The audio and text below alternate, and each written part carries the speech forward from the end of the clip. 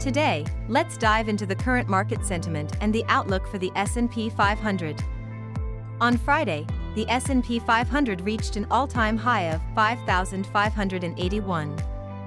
This continues the bullish momentum, and I expect it to push even higher, possibly reaching 5,850 by the end of October. However, we might see some profit-taking as early as the first week of November. This could trigger a slight pullback, likely around 2%, before the market finds its footing again. I believe this dip could offer a solid buying opportunity for those looking to get in before the next leg up. From mid-November through the end of the year, I expect the market to rally once more, potentially closing out 2024 near its peak. The broader economic backdrop is also very encouraging. The U.S. economy is performing exceptionally well, and we're inching closer to what economists call a soft landing. Inflation is steadily decreasing, while unemployment remains low. This is the kind of ideal scenario that economists and investors alike hope for: strong growth without runaway inflation.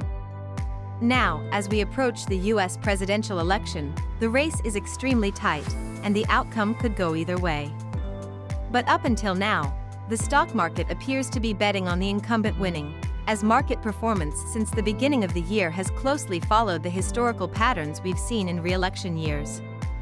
Let's talk about interest rates. At the recent FOMC meeting, Federal Reserve members forecasted that the federal funds rate will settle around 4.4% by the end of the year.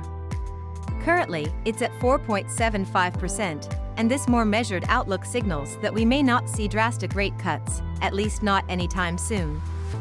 Historically, the Fed has only cut rates to near zero during major crises, such as the 2008 financial meltdown and the 2020 COVID-19 pandemic. This time, however, things seem different. The consensus from the Fed indicates that any cuts will likely be moderate. Looking at corporate earnings, the outlook remains optimistic.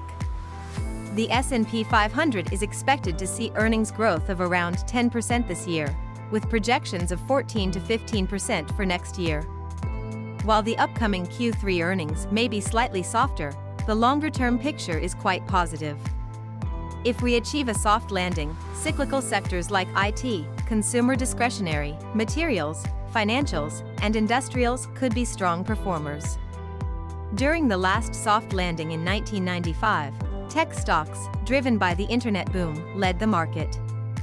This time, we might see something similar, with major tech players like FAANG stocks and NVIDIA taking the lead, powered by the current AI boom.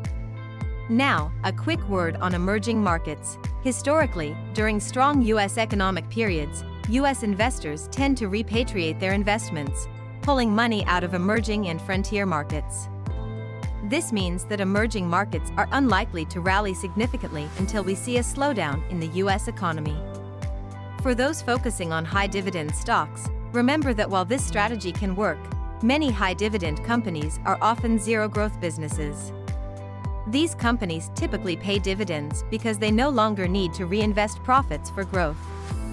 So, if you're seeking growth, focusing solely on dividend yields may not align with your long-term investment goals. Finally, let's touch on the US dollar to Japanese yen exchange rate.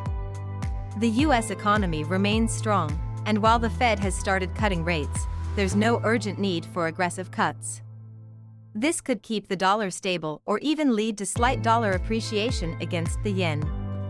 In summary, the outlook for the U.S. stock market remains positive, with solid economic fundamentals, improving corporate earnings, and favorable interest rate conditions. Investors should focus on key drivers like interest rates and corporate performance rather than geopolitical noise.